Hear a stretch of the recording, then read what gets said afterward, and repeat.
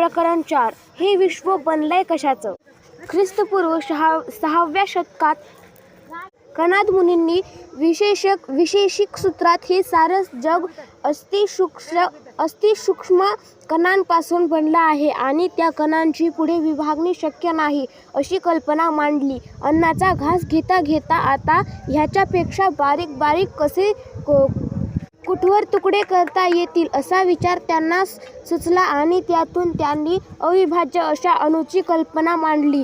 कणाद मुनींसारखीच बारीक बारीक कणांची कल्पना डेमोक्रिटस या ग्रीक विचारवंतानेही मांडली आहे. आज ह्या विश्वाचा सर्वात लहान घटक हा अणू ॲटम आहे असं आपण मानतो. कोणत्याही वस्तूच्या अविभाज्य अशा कणाला त्यानेच ॲटम असे नाव दिलं. ग्रीक भाषेत टॉमस म्हणजे तोडणे, जो तोडता येत नाही तो अतूट, तो अटॉमस म्हणजे ॲटम. याशिवाय ही चराचर सृष्टी पंचमहाभूतांनी पृथ्वी, आप, जल, तेज, अग्नी, वायू, आकाश बनली आहे अशी ही कल्पना आहे. आपल्याप्रमाणेच चीनी आणि ग्रीक संस्कृतीतही याबद्दल काही कल्पना होत्या. त्यांच्याकडे 4 एलिमेंट्स मानली जातात: पृथ्वी, पाणी आणि अग्नी आणि हवा. खरंच असं जर आपण अगदी एखादी गोष्ट बारीक बारीक करत गेलो तर कुठवर जाता येईल? विश्वाचा सर्वात लहान घटक कोणता? हे विश्व बनलंय तरी कशाचं? प्राथमिक उत्तर आहे, हे विश्व बनलंय अणूंचं. सोन्याचा अणू हा सोन्याचा सर्वात छोटा तुकडा. ह्या वडे विभागला तर आता त्यात सोन्याचे गुणधर्म राहणार नाहीत. जी गोष्ट सोन्याची तीच लोहाची आणि तरीही मूलद्रव्यांची. एकाच प्रकारच्या अणूंनी बनलेल्या पदार्थांना मूलद्रव्ये म्हणतात. लोह, तांब, सोने, चांदी यासारखे धातू, ऑक्सिजन, हायड्रोजन, नायट्रोजन यासारखे वायू मूलद्रव्ये आहेत. मॉलिब्डियम हे अगदी दुर्मिळ मूलद्रव्य आहे. इतकं की कदाचित तुम्ही हे नावही ऐकलं नसेल, पण ते दुर्मिळ आहे. इलोकी पृथ्वीवर विश्वास इतरत्र ते विपुल प्रमाणात आढळतं. असं कसं ते 8व्या प्रमाणात येईल? अशी सुमारे 100 मूलद्रव्ये आहेत. पैकी निसर्गातः 100 मूलद्रव्ये आहेत. पैकी निसर्गात 90 आढळतात. बाकीची अगदी अल्प प्रमाणात निव्वळ कृत्रिमरित्या निर्माण केलेली आहेत. एकापेक्षा अधिक गुण एकत्र येऊन रेणू बनतात. रेणूतील हे गुण एकाच मूलद्रव्याचे असतील वा अनेक विविध मूलद्रव्यांचेही असू शकतील. 2 किंवा अधिक वेगवेगळ्या मूलद्रव्यांच्या अणूपासून जो रेणू बनतो याला संयुग म्हणतात. उदाहरणार्थ, पाण्याचा प्रत्येक रेणू हा ऑक्सिजनचा एक अणू आणि हायड्रोजनचे 2 अणू यांच्या संयुक्त विद्यमानाने बनलेला आहे. ऑक्सिजन आणि हायड्रोजन या मूलद्रव्यांपासून बनलेले पाणी हे संयुग आहे. पाण्याला म्हणतात H2O. हे आहे पाण्याचं रासायनिक सूत्र. हायड्रोजनचे 2 अणू आणि ऑक्सिजनचा 1 अणू असे मिळून पाण्याचा एक रेणू बनतो असा याचा अर्थ. आणखीही तऱ्हेचे रेणू एकत्र येऊन संयुगे बनतात. आपल्या आसपास एकाच मूलद्रव्यांपेक्षा अनेक मूलद्रव्यांपासून बनलेले संयुगांनी बनलेले पदार्थ जास्त आढळतात. फळांतली साखर, प्राण्यांची नखं, अंड्यांचा बलक म्हणजेच विविध संयुगेच असतात. काही रेणू अगदी साधेसेच असतात. पाण्याचंही पाहना. निव्वळ 3 अणूंपासून हा रेणू बनला आहे. आपल्या शरीरात बनलेले काही रेणू मात्र हजारो अणूंनी बनलेले असतात. या अणूंची एक विशिष्ट अशी गुंतागुंतीची त्रिमितीय रचना साधलेली असते. ही रचना आणि त्यातील घटक अणू मिळून एक विशिष्ट संयुग बनतं. त्याला त्याचे असे खास गुणधर्म प्राप्त होतात. रेणू हा दोन सारख्या अणूंपासूनही बनू शकतो. उदाहरणार्थ हायड्रोजनचा रेणू हा हायड्रोजनच्याच दोन अणूंनी बनलेला आहे.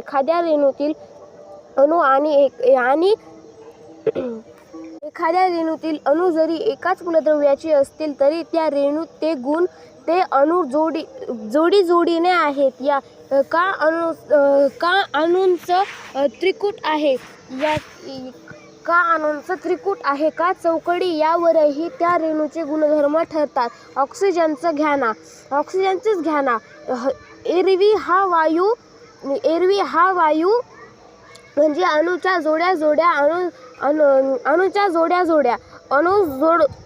जोडगोळीच्या ऐवजी अणू त्रिकूट असेल तर हा वायू ऑक्सिजन न राहता ओझोन म्हणवला जातो.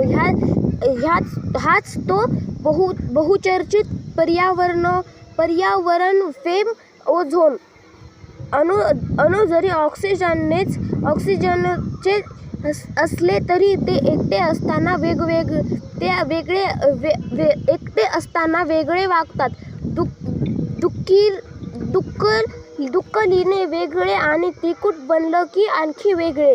ओझोन हा एरवी हुंगला तर घातक आहे.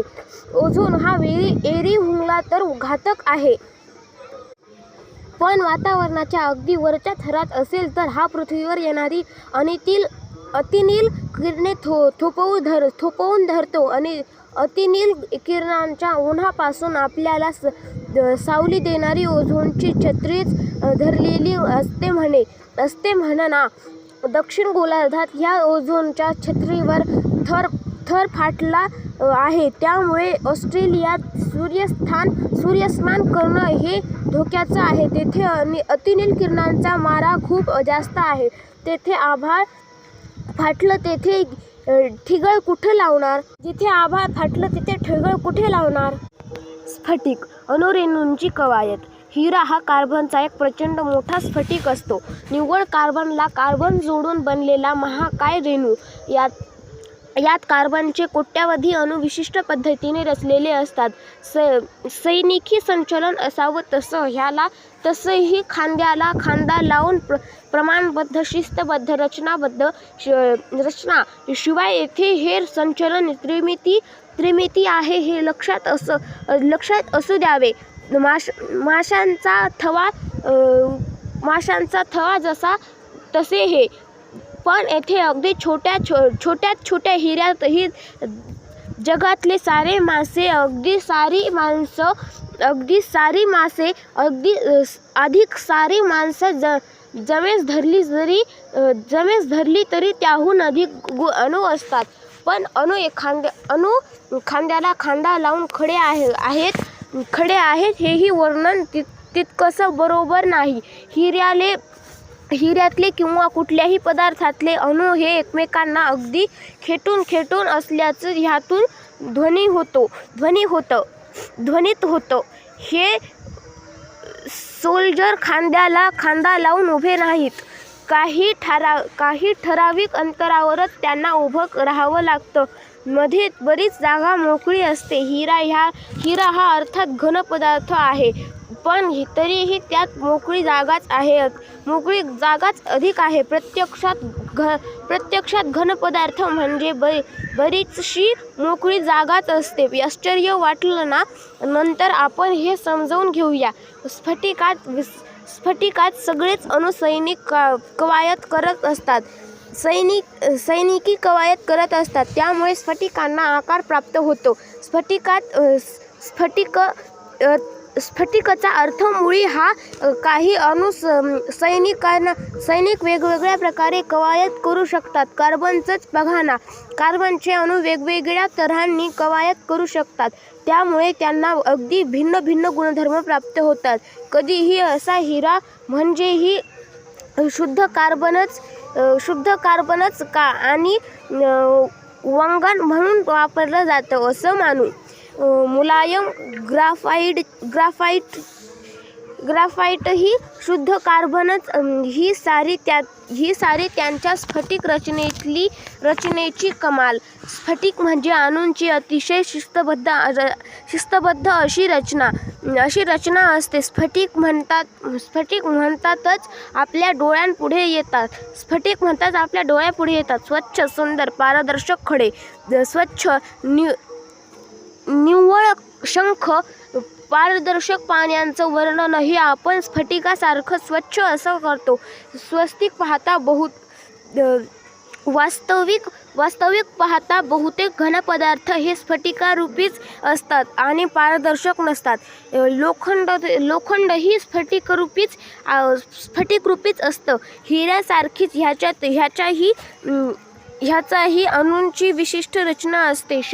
शिसा, ॲल्युमिनियम, सोनं, तांब हेही सारे स्फटिकच. ह्यांचेही अणू एका विशिष्ट पद्धतीने रचलेले आहेत. ह्याच रचनेची अवतरण या पदार्थात दिसतात. ग्रॅनाइट किंवा वालुकाष्म हे खडकही स्फटिकच आहेत. पण ह्यात एका प्रकारचे नाही तर अनेक प्रकारचे स्फटिक आढळतात. स्फटिकांची गिचमिड असते. अगदी वाळूतही स्फटिक असतात. वाऱ्याने, उन्हा पावसाने खडक झिजतात. वाळू म्हणजे खडकांचा भुगा, तेव्हा तीही स्फटिक रूपातच असते. माती म्हणजे वाळूचा भुगा. माती, चिखल, दलदल, गाळ ह्यातही स्फटिक असतात. समुद्राच्या नदीच्या तळाच्या तळाशी वाळूचे, मातीचे, गाळाचे थराच्या थर साठतात. वरच्या दाबाने जाम घट्ट होतात. इतके पुन्हा खडक होतात त्यांचे. हेच ते स्थिरीय खडक. या वालुकाष्मात मुख्यत्वे क्वार्ट्ज आणि फेल्डस्पार हे स्फटिक असतात. पृथ्वीच्या कवचात हे दोन्ही स्फटिक मोठ्या प्रमाणावर आहेत. चुनखडकाचा खडक हाही एक प्रकारचा स्तरीय खडक आहे. हा कॅल्शियम कार्बोनेटने बनलेला असतो. प्रवाळ शंख, शिंपले यांचा लाटांमुळे कीस पडतो. त्यांचे थरावर थर साठून चुनखडकाचा खडक बनतो. पुळणीवर जी पांढरी वाळू असते तीही अशीच तयार झालेली असते. प्रवाळ शंख, शिंपले म्हणजे मुख्यत्वे कॅल्शियम कार्बोनेट यांचा लाटांनी पडलेला किस म्हणजे समुद्र किनारीची पांढरी वाळू. ही काही स्फटिक निव्वळ एकाच प्रकारच्या अणूंचे असतात. उदाहरणार्थ, शुद्ध सोन्यात फक्त सोन्याचे किंवा हिऱ्यात फक्त कार्बनचे अणू स्थितीत उभे असतात. पण एकाहून एक प्रकारचे अधिक प्रकारचे अणू असणारे स्फटिकही असू शकतात. मिठाचा स्फटिक हा सोडियम आणि क्लोरीन या दोन अणूंच्या रचनेने सिद्ध झाला आहे. येथे अणू म्हणण्यापेक्षा त्यांना आयन म्हणणं योग्य आहे. पण ह्या बारकाव्यात आता नको शिरायला. मीठ म्हणजे सोडियम क्लोराईड हे संयुग आहेत. सोडियम आणि क्लोरीन या दोन मूलद्रव्यांचं बनलेलं संयुग प्रत्येक सोडियमला क्लोरीनच्या 6 अणूंचा काटकोनात मूलद्रव्यांचं बनलेलं संयुग प्रत्येक सोडियमला क्लोरीनच्या 6 संयुगांना काटकोनात शेजार लाभला आहे. पुढे मागे दोन्ही बाजूंना वर आणि खाली ह्या प्रत्येक क्लोरीनच्या अणूलाही असाच सोडियमच्या अणूचा शेजार आहे. एक समान चौकोनी डोळ्यांनी चौकोनी ठोकळ्यांनी बनलेली ही मोठी इमारतच जणू भिंगातून मिठाच्या दाण्याकडे पाहिलं तर तुम्हाला हे दाणे बरोबर चौकोनी ठोकळ्यांप्रमाणेच दिसतील. खडकात, वाळूत, मातीत असे असे अनेक प्रकारचे स्फटिक आहेत. विविध अणु, विविध रेणू, त्यांचे विविध आकार आणि संयोग, त्यांचे विविध गुणधर्म. घन, वायू आणि द्रवरूप पदार्थ आणि त्यातील रेणू. घनरूप पदार्थ असतात, तसेच वायुरूप आणि द्रवरूप पदार्थही असतात. वायूला अणु किंवा रेणू हे इकडे तिकडे सैरावर पळत असतात. म्हणून तर कारखान्याच्या मळीचा वास मैलोमैल पसरतो आणि कोपऱ्यातल्या कोपऱ्यात उदबत्तीचा सुवास खोलीभर दरवळतो. वायूतील अणु किंवा रेणू अगदी सरळ रेषेत इकडे तिकडे धावत असतात.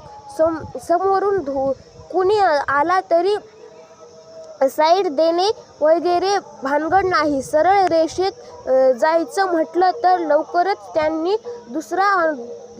त्यांची दुसऱ्या अणूशी टक्कर होते किंवा त्या काचपात्रात हे वायू आहेत याच्या बाजूवर हे आढळतात. कॅमेऱ्याच्या सोंगट्यांसारखे हे जिथे जिथे धडकून परत फिरतात, पुन्हा आपल्या सरळ रेषेत प्रवास सुरू करतात. वायूवर दाब देऊन ते चेपता येतात. घन पदार्थ हे चेपले जात नाहीत. एखाद्या इंजेक्शनच्या सिरिंजचं तोंड बोटाने दाबून मागून दट्ट्या दाबला की आतली हवा दाबली गेल्यावर स्पष्ट जाणवतं. ठराविक प्रमाणापेक्षा जास्त पुढे दाबलाही जात नाही. दाबलेला दट्ट्या पुन्हा मागे उसळतो. ह्यालाच दाब किंवा प्रेशर म्हणतात. दाब म्हणजे हवेचे सिरिंजमधले रेणू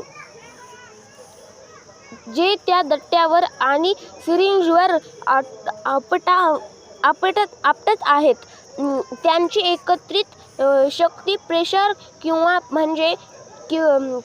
म्हणजे ही आदळआपट वाढते. दट्ट्या दाबला की नळीतली हवा आणखी कमी जागेत चोपली जाते. दाब किंवा प्रेशर किंवा आदळआपट वाढते. दट्ट्या अजिबात न हलवता समजा सिरिंजमधली हवा तापवली तरी आपल्या अणुरेणूंची हालचाल वाढेल, प्रेशर वाढेल. आता प्रेशर वाढलं की दट्ट्या बाहेर ढकलला जाईल. द्रव पदार्थ जवळजवळ हवेसारखेच असतात. वारा वाहतो तसं पाणीही वाहतं. पण द्रव्य पदार्थातील रेणू हे वायूतील रेणूंपेक्षा एकमेकांच्या खूप खूप जवळ असतात, धरून असतात एकमेकांना. वायूचं तसं नाही.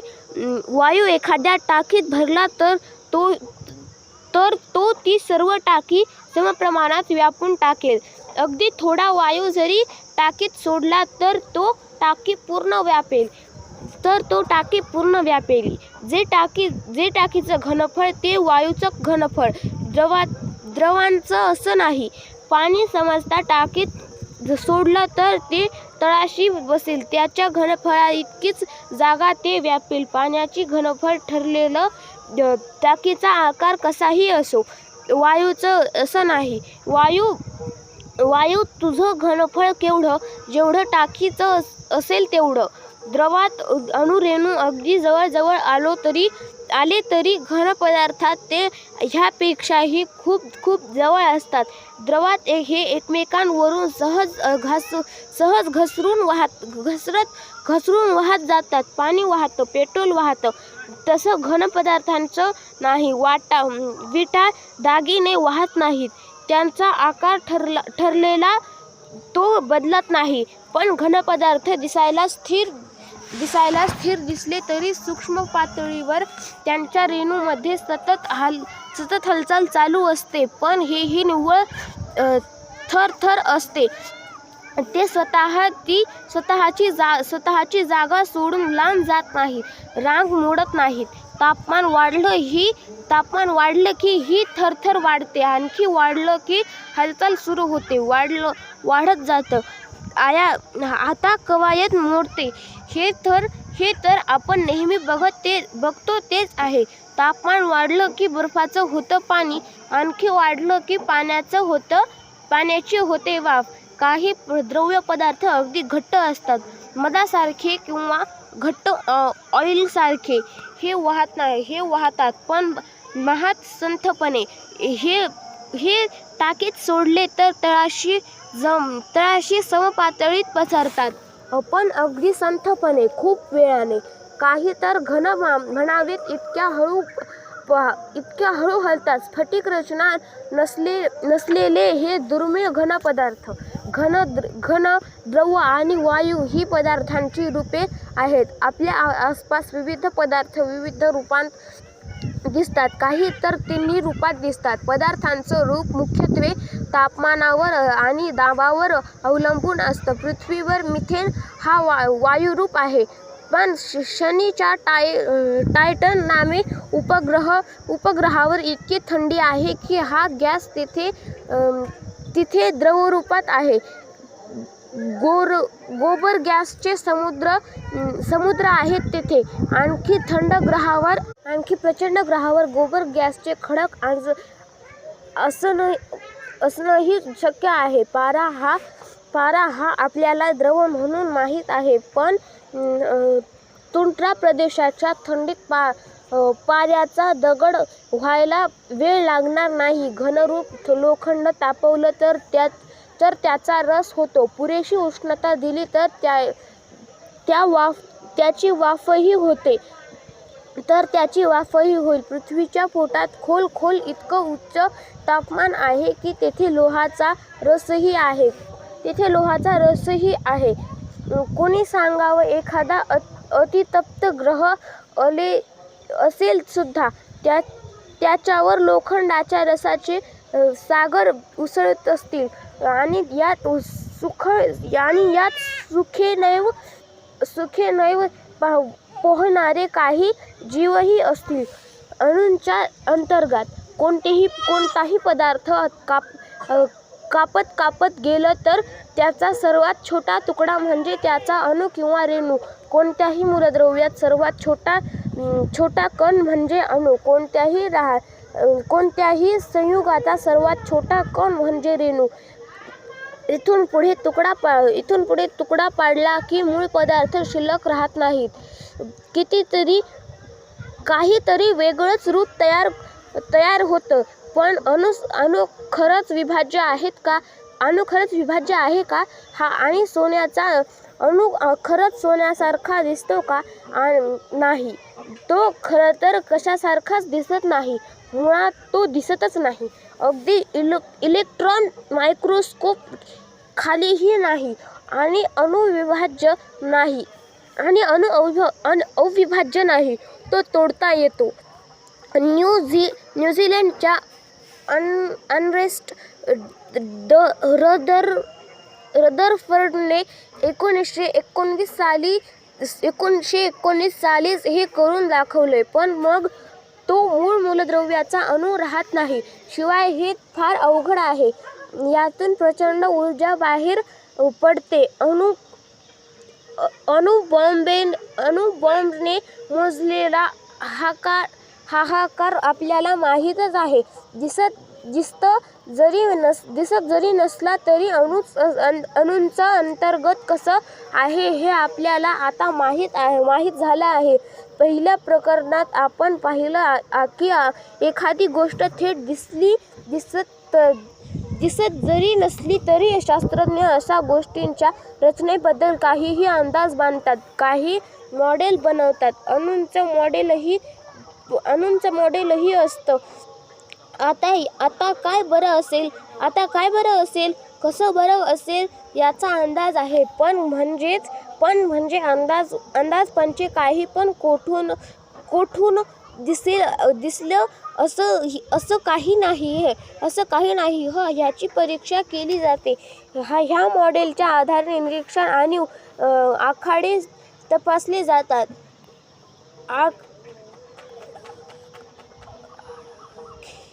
अडाखे तपासले जातात. जर हे मॉडेल बरोबर असेल तर हे घडले, तर हे घडेल, हे दिसेल, हे होईल अशी उत्तरं काढली जातात. मग ते घडलं, मग ते घडतं का, ते दिसतं का, ते खरोखरच होतं का, हे पडताळून पाहिलं जातं.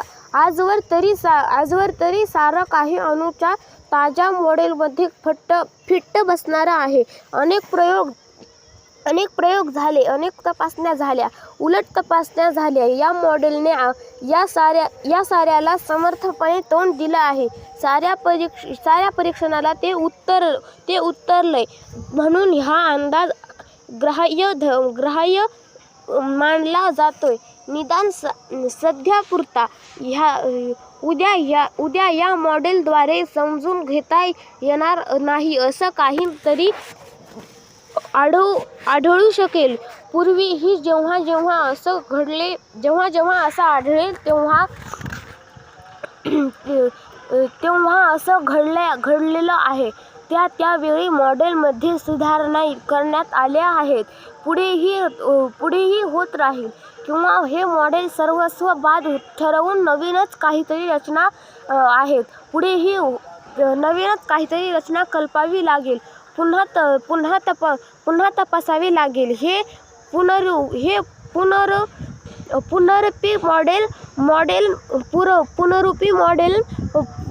पुनरुपी सुधारणा, पुनरुपी मॉडेल हेच विज्ञानाचं तत्त्व आहे.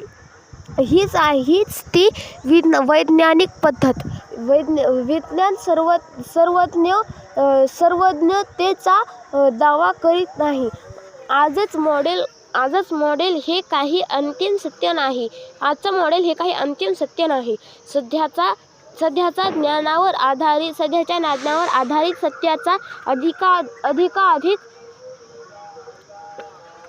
अधिकाधिक निकट पोहोचण्याचा तो एक प्रयत्न आहे. विज्ञानाची भूमिका अशी अत्यंत विनम्र आहे.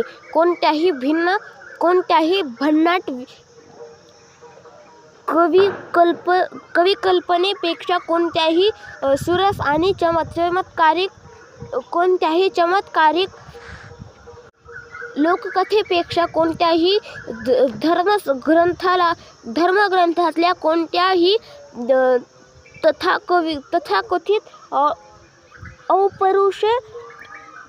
अपौरुषेय ज्ञानापेक्षा आपल्या सृष्टीचं यथातथ्य ज्ञान आणि सृष्टीचा कार्यकारणभाव समजावून घ्यायला हीच पद्धत सर्वात उपयुक्त ठरली आहे.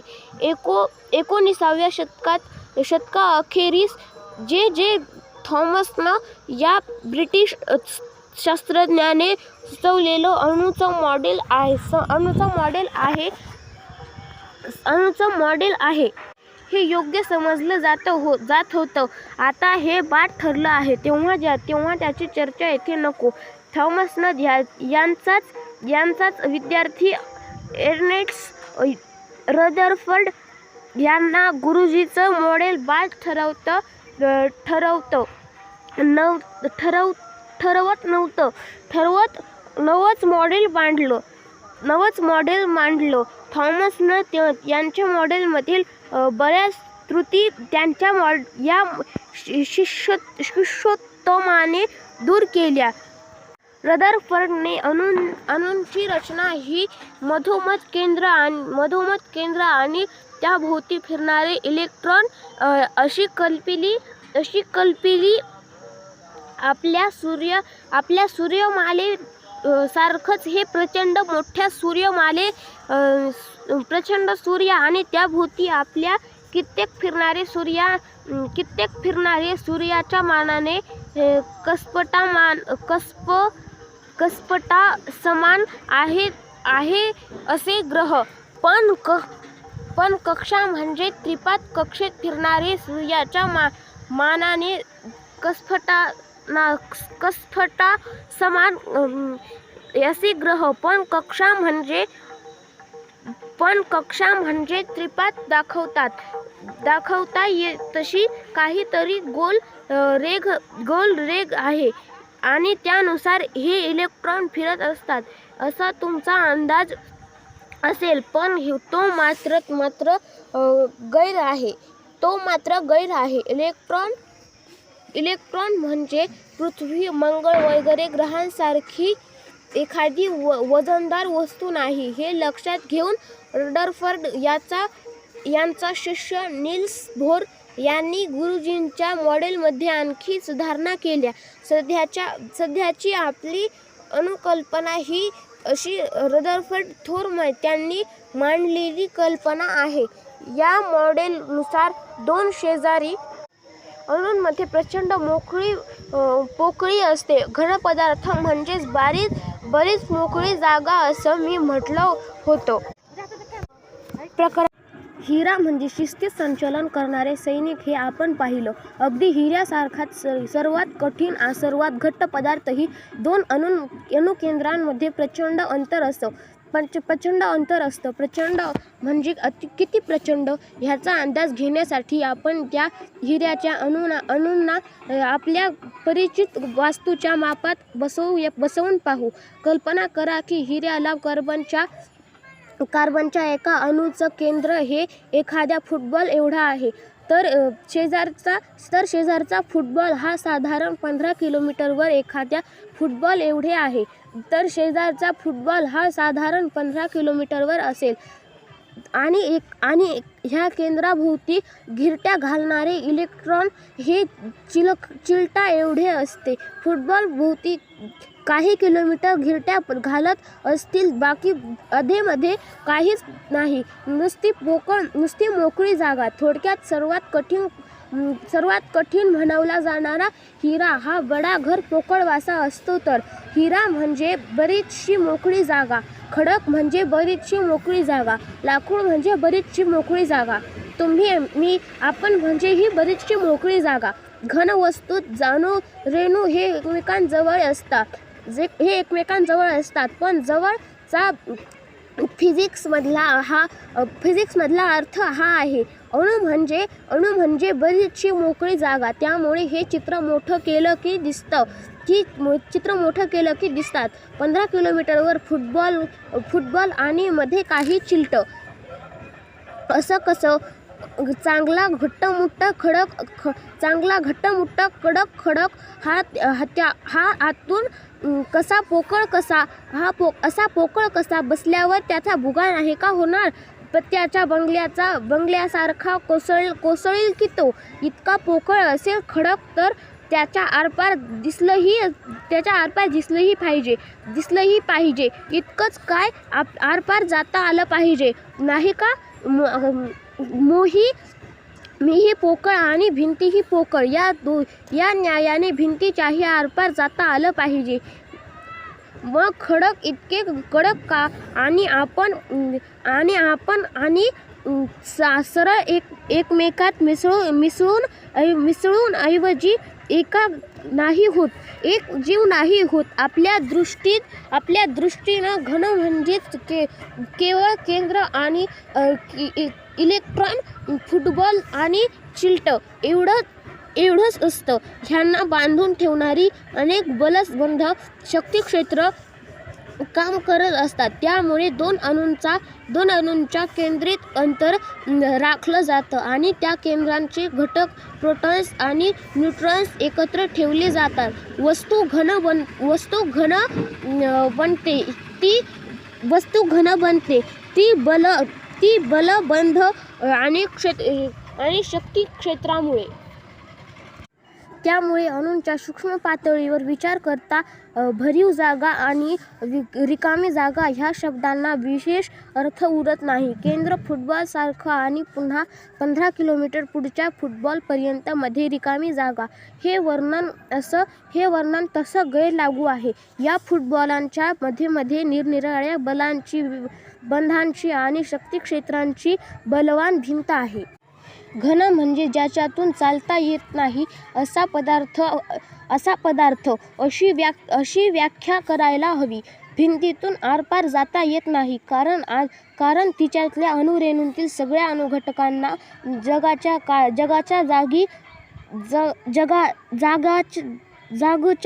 जागी ठेवणारे निरनिराळे बंध, निरनिराळी बल, निरनिराळी शक्ती क्षेत्र ह्याला म्हणायचं घन.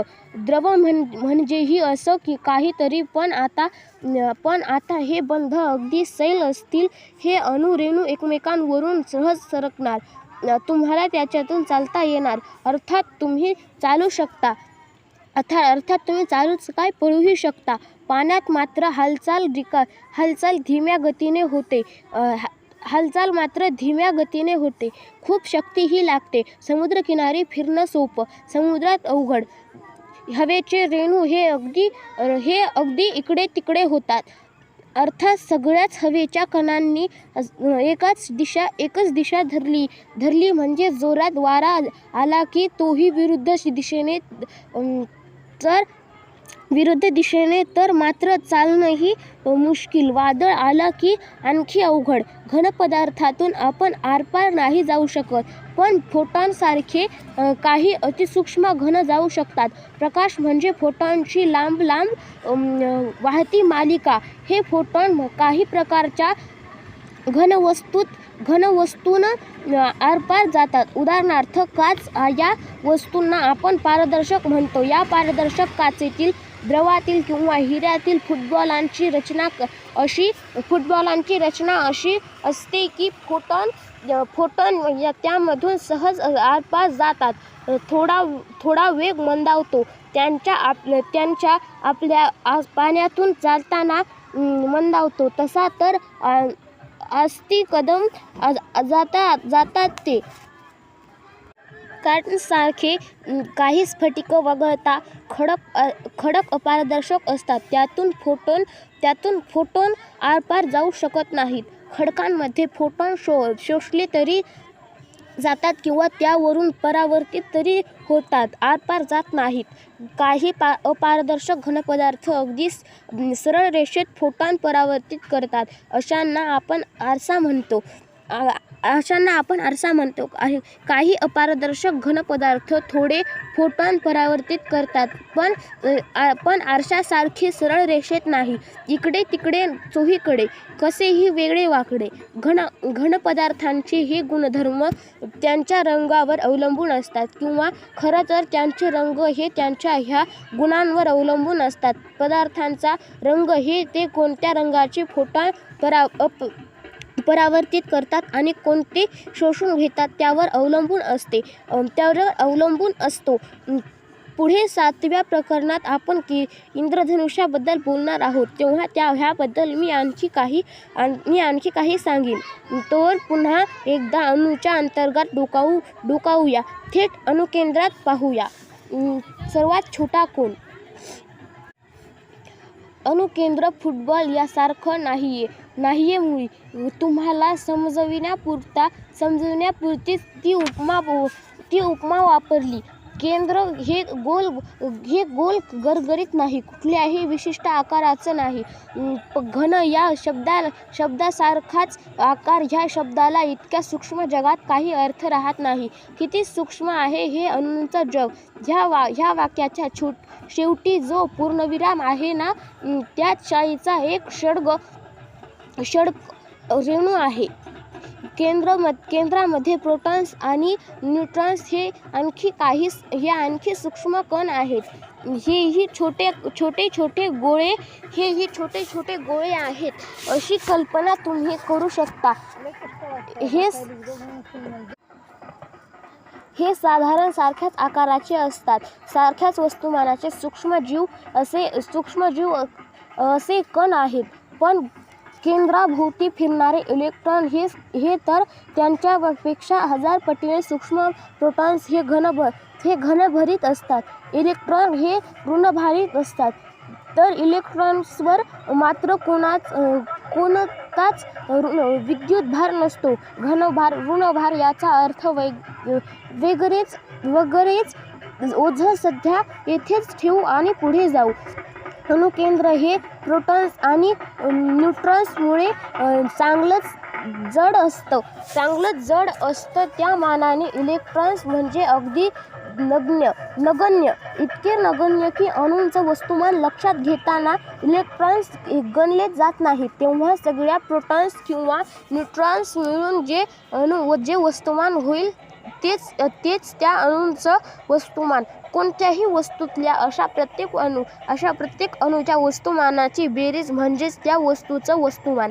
वस्तुमान म्हणजे वजन नव्हे, पण जवळजवळ वजनच. वस्तुमानही ग्रॅममध्ये मोजता येतं. नेमका फरक पुढच्या प्रकरणात पाहूया. सध्या तरी वस्तुमान म्हणजे वजन असं धरून चालूया आपण.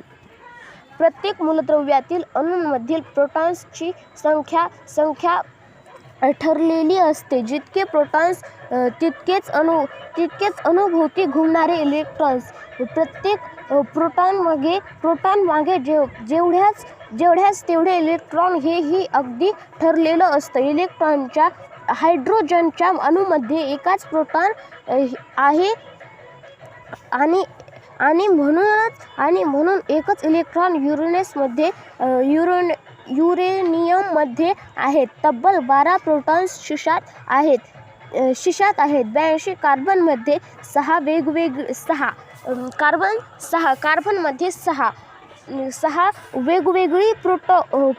प्रोटॉन संख्या असलेले असे 100वर अणू असलेल्या अजमितील ज्ञात आहेत. ही मूलद्रव्य शतकावली सहज मांडता येईल, पण मुद्दा तो नाही. जो प्रोटॉन्सची किंवा संख्या तेच त्या मूलद्रव्याची अणुसंख्या म्हणली जाते. प्रत्येक मूलद्रव्याला जसं वेगवेगळं नाव आहे तसं वेगवेगळी अणुसंख्याही आहे. एकाच अणुसंख्येची म्हणजेच केंद्रातील प्रोटॉन्सची संख्या समान असलेली 2 मूलद्रव्ये असू शकत नाहीत. अणुसंख्या 6 म्हणजे कार्बन आणि फक्त कार्बनच. 82 म्हणजे शिसे आणि फक्त शिसेच. ही सर्व मूलद्रव्यांच्या अवर्त सारणीत दर्शवली असतात. ह्या तक्त्याला आवर्त का म्हणायचं हे सुरस आहे, पण तेही आता नको. एखाद्या मूलद्रव्याचा अणू तर वेगळीच मूलद्रव्ये तयार होणार असं मी का म्हणालो ते मात्र आता स्पष्ट होईल. अगदी 82 प्रोटॉन्सच राहतील. इथपर्यंत तुम्ही शिशाचे तुकडे कापत गेलात तर तुमच्या हाती शिशाचा एक अणू राहील. त्यानंतर होणाऱ्या तुकड्यात 82 पेक्षा कमी प्रोटॉन्स असतील.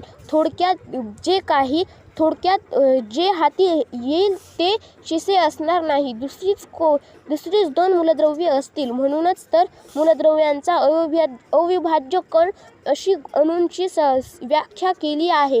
प्रत्येक मूलद्रव्यात प्रोटॉन्स आणि इलेक्ट्रॉनची संख्या ठरलेली असते, हे आपण पाहिलं.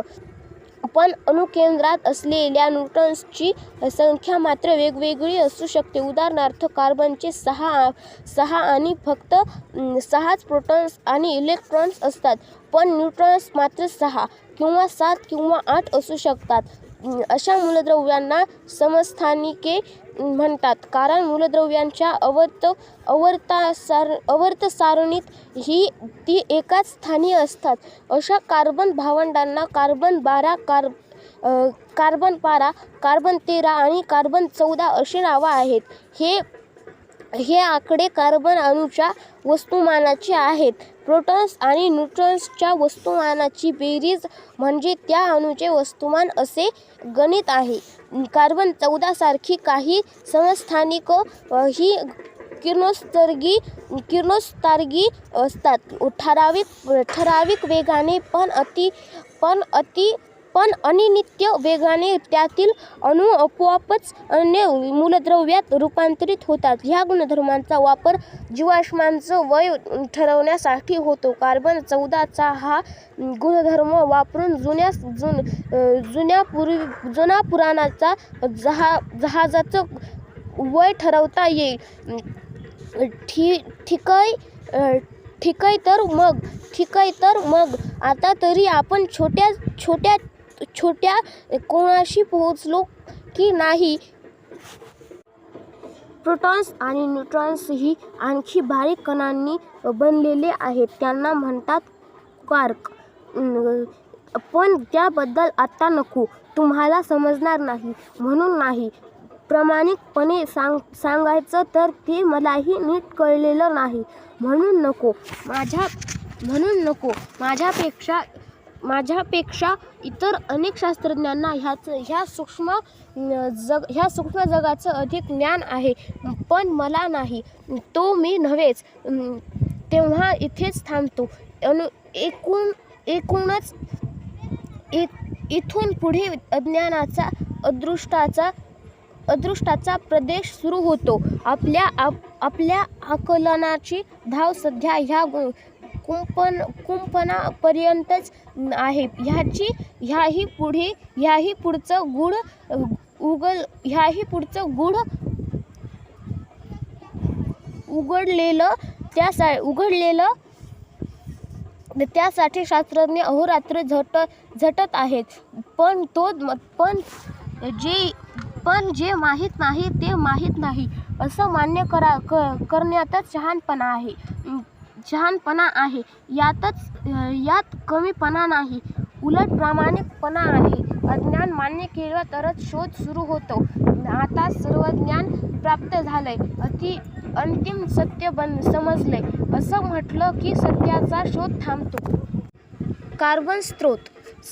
कार्बन स्रोत सारीच मूलद्रव्य खास आहेत, पण कार्बन अधिक खास आहे. म्हणून हे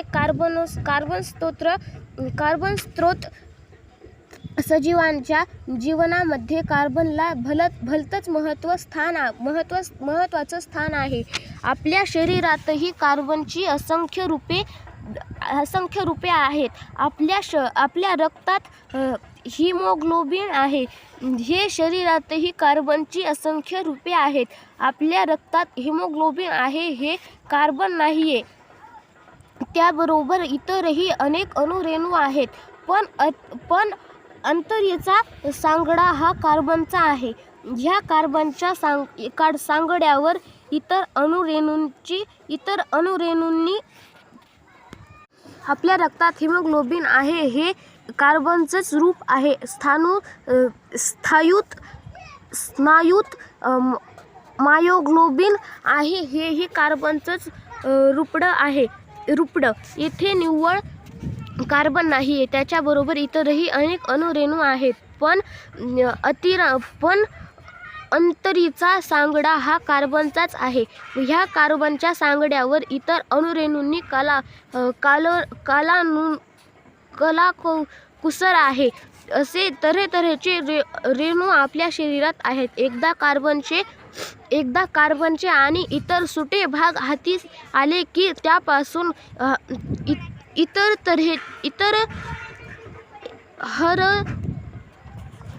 हर तऱ्हेची रचना साधता येते. अगदी आपल्या शरीरासारखी अत्यंत गुंतागुंतीची रचना सुद्धा आता सहज साध्य होते. उगीच नाही, रसायनशास्त्राच्या अख्ख्या शाखेला सेंद्रिय रसायनशास्त्र असं खास नाव आहे. कार्बनमध्ये खास असं आहे तरी काय? कार्बनचे अणू एकमेकांचे हातात हात घेऊन लांबच लांब साखळ्या गुंफू शकतात. उदाहरणार्थ, पेट्रोलमध्ये ऑक्टेन मिसळतात. या ऑक्टेनचा रेणू म्हणजे 8 कार्बनची साखळी असते. अशा शेकडो कार्बनच्या साखळ्या मिळून बनू शकतात. पण ह्या साखळ्यांना पीळ पडून गोफ होतात, जाळी होते, अगदी दोरखंड सुद्धा होतो. होतात. हे सारं अर्थात सूक्ष्म पातळीवर या धाग्यांचे मग स्वेटरसारखे निरनिराळ्या डिझाईनने पापुद्रे बनतात, शिंकाळी बनतात, टोपल्या बनतात, कल्पनातीत प्रकारचे रेणू जुळवले जाऊ शकतात. काही साखळ्यांचे फास बनू शकतात, म्हणजे बांगडीसारखे वेटोळा रेणू कापतात. कसर लागू नये म्हणून वापरतात त्या डांबर गोळ्यांचा रेणू हा असा असतो. शिवाय हे सारं त्रिमितीमध्ये घडतंय हे लक्षात घेतलं तर अशक्य शक्यता लक्षात येतात. अचंबा वाटतो. कार्बनची केमिस्ट्री म्हणजे लहान मुलांचे सुटे भाग जुळवता येतील अशी खेळणी असतात ना, तसं आहे. मोजकेच सुटे भाग, पण ते जोडण्यात अगणित प्रकारच्या शक्यता साखळ्या झाल्या, स्वेटर झाले, फास झाले. प्रयोगशाळेत तर आता फुटबॉल सारखा गोल गरगरीत कार्बन रेणू बनवला आहे. बकीबॉल ह्याच नाव बकमिन्स्टर फ्लूअर ह्या वस्तू विशारदाचं नाव ह्या रेणूला दिलंय. फ्युलरनं फुटबॉलच्या आकाराचा घुमट बनवला. शास्त्रज्ञांनी कार्बनच्या रेणूंचा फुटबॉल बनवला. असा रेणू अविस्तात नाही. ही मानवी करामत बकीबॉलसारख्या बकीस्ट्रूची ही आहेत. ह्या ट्यूब वापरून आपण सूक्ष्म रूपांवर पायाड बांधू शकतो, मांडव घालू शकतो. काय आणि काय? आपल्या स्नायूंमध्ये मायोग्लोबिन नावाचा महारेणू असतो. कार्बनचा सांगडा आणि त्यावर इतर अनेक अणुरेणूंची सजावट असा याचा थाट. एकदा कार्बनचा हा घाट लक्षात घेतला की जीवसृष्टीचं कोडं उघडल्यासारखं लागतं. मायोग्लोबिन हे निव्वळ एक उदाहरण झालं. आपल्या शरीरात ह्या तत्वावर बेतलेले हजारो रेणू आहेत. कार्बन म्हणजे निसर्गाला सापडलेला खेळण्याचा सेट आहे. अत्यंत गुंतागुंतीची रचना त्यातून सहज उभी राहू शकते. थोडक्यात कार्बनची केमिस्ट्री अथांग आहे, अपरंपार आहे, असीम आहे, अनंत आहे. ह्या अनंतावतारी कार्बनची केमिस्ट्री म्हणजे निव्वळ जादू आहे, जादू. मिथक कथा का नाही बरं? अन्य प्रकरणांप्रमाणे ह्या प्रकरणाची सुरुवात मिथककथांनी नाही हे लक्षात आलं. तुमच्या प्रयत्न करूनही सुयोग्य मिथककथाच सापडल्या नाहीत मला. सूर्यचंद्र काय, इंद्रधनुष्य काय किंवा विंचू साप काय, हे सारे आपल्या पूर्वजांच्या आसपास होते, दिसत होते, थोडे समजत होते. ह्याबद्दल कितीतरी कथा, लोककथा, मिथककथा, पुराणं, अगदी व्रतवैकल्यात विजण्या नित्यपूजेत स्थान मिळालं. ह्या साऱ्याला पण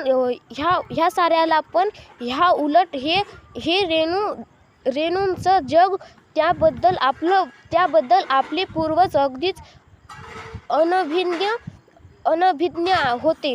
मग कसली पुराणं आणि कसल्या कथा? उत्पत्तीच्या गप्पा मारणारे सारे धर्म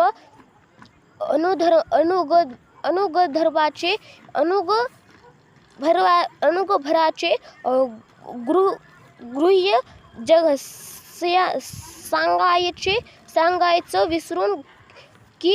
सांगायचं विसरून की हो गेले. 16व्या शतकात मायक्रोस्कोपचा शोध लागला आणि हवा पाणी धूळ आपलं शरीर सारं सूक्ष्म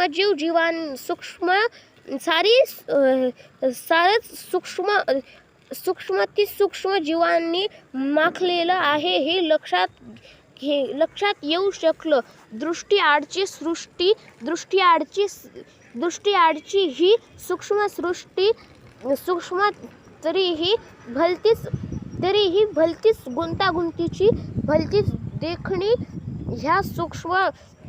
ह्या सूक्ष्म सृष्टीचं जिवंतपण पचवणंही अवघड गेलं. त्यावेळच्या धुरीणांना सूक्ष्मजीवशास्त्राच्या ह्या किलकिल्या झालेल्या दरवाजातून आत डोकावताना सगळे चकित झाले आणि काही भयचकित झाले. धूळपिसू नावाची एक पिसू असते. ही आहे कीटक कुळातली. घरीदारी सगळीकडे असते. पडद्यात, गादीत हिरे हजारो कुलदीपक आणि कुलदीपिका नंगानाच करत असतात. आपल्या आसपास त्यांची बजबजुरी माजलेली असते. नुसतीच सूक्ष्मदर्शकांच्या शोधांवर ह्या कीटकांचा शोध लागला. तत्पूर्वी असलेली काही कीटक असतील असं आपल्या बापजाद्यांच्या स्वप्नात सुद्धा आलं नाही. सबब त्यांच्या बाबतीत काही मिथक कथा आहेत, काही मिथक कथा नाहीत. कल्पना करा की असा काही प्राणी आहे हे त्यांना माहीत नाही तर त्यांनी ह्या धूळपिसूबद्दल, तिच्या असण्याबद्दल, तिच्या माहितीबद्दल काय कल्पना लढवल्या असत्या, काय कहाण्या रचल्या असत्या. आठवड्याच्या वारानुसार आणि वर्षाच्या महिन्यानुसार काय व्रतवैकल्य आणि त्यांची काय फळ सांगितली असती. धूळपिसवा लहान खुऱ्या खरंच, पण तो ज्या पेशींच्या बनलेला आहेत त्या तर आणखी लहान असतात. आपल्या वस्तीतल्या आलेल्या बॅक्टेरिया आणखी लहान, आणि ह्या पेशी ज्या रेणूंपासून बनलेल्या आहेत ते जर आणखी लहान. एका धूळपिशवीमध्ये 100 शब्द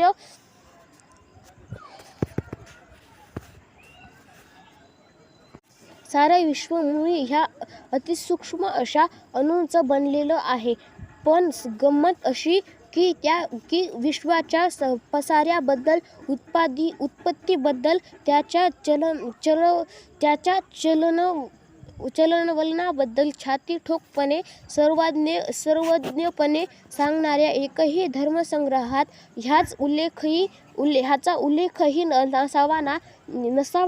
ह्या आपल्या पोथ्यांमध्ये विज्ञानाने कष्टपूर्वक शोधून सिद्ध केलेलं काहीही सापडत नाही. विश्वाच्या आकाराबद्दल, पृथ्वीच्या वयाबद्दल फक्त कल्पनेच्या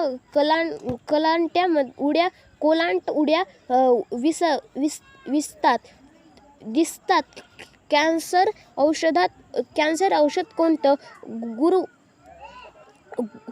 गुरुत्वाकर्षण म्हणजे काय, पेट्रोल गाडी कशी चालवावी, हे असलं काही नसतं त्यात. जंतू अणुविभाजन, विजेचा वापर, व्याधीमुक्तीची द्रव्य गुंफित हेही नसतं त्याच्यात. जेव्हा केव्हा हे ग्रंथ रचले तेव्हाच्या उपलब्ध माहितीवर हेही नसतं त्यात. जेव्हा केव्हा हे ग्रंथ रचले गेले तेव्हाच्या उपलब्ध माहितीवर कल्पनाशक्तीचं रोपण असं ह्याचं स्वरूप आहे. ह्यात आश्चर्य काहीच नाही. जर हे धर्मग्रंथ खरोखरच अपौरुषेय असते, सर्वज्ञ ईश्वरानं सांगितलेले असते तर काही नाही तरी उपयुक्त माहिती यात सर्वज्ञ देवाने दिली आहे, नाही का? तुम्हाला काय वाटतं? धन्यवाद. हिरा म्हणजे शिस्त.